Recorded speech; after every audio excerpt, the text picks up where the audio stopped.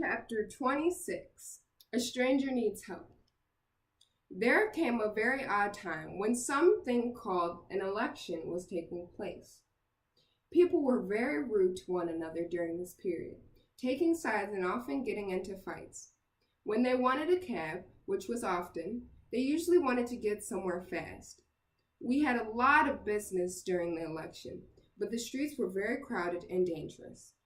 One day, well before the election was over, Jerry and I were taking a rest at the cab stand when a young woman with a small child walked up to us.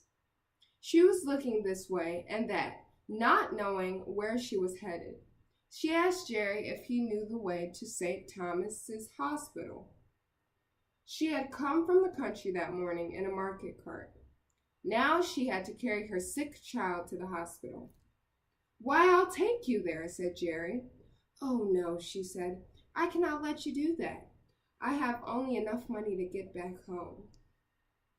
"But you can't get there on foot in this traffic," he cried. "Your child is heavy." "He is, but I am strong," the mother said. "Just tell me the way, please. I can make it." "Look here, miss," said Jerry. "I've got a wife and 2 dear children at home, and I know a father's feelings. Now get into the cab, and I'll take you there for nothing." "Thank you, dear sir," she said, as she began to cry.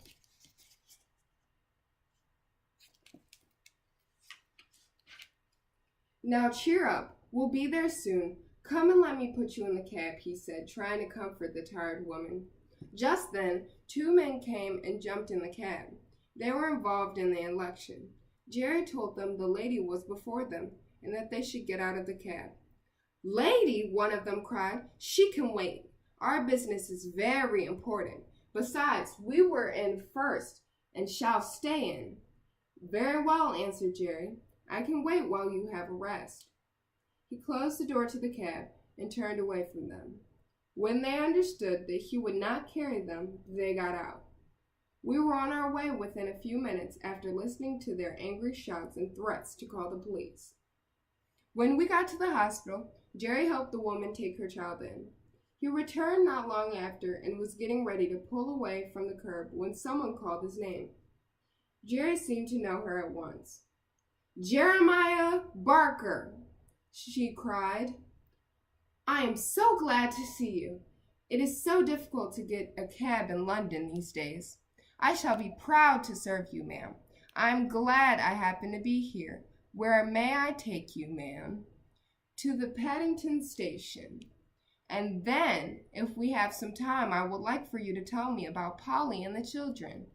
We got to the station early enough for Jerry and the lady to have a talk.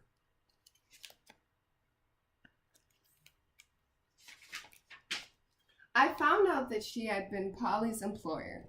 Before she got on her train, she told Jerry that if he ever wanted to give up driving a cab, he should let her know. With that, she handed him some money for the cab ride and a great deal more for the children. Jerry thanked her, and we headed home. I could tell he was pleased to have seen this lady. She seemed to be like a very kind woman.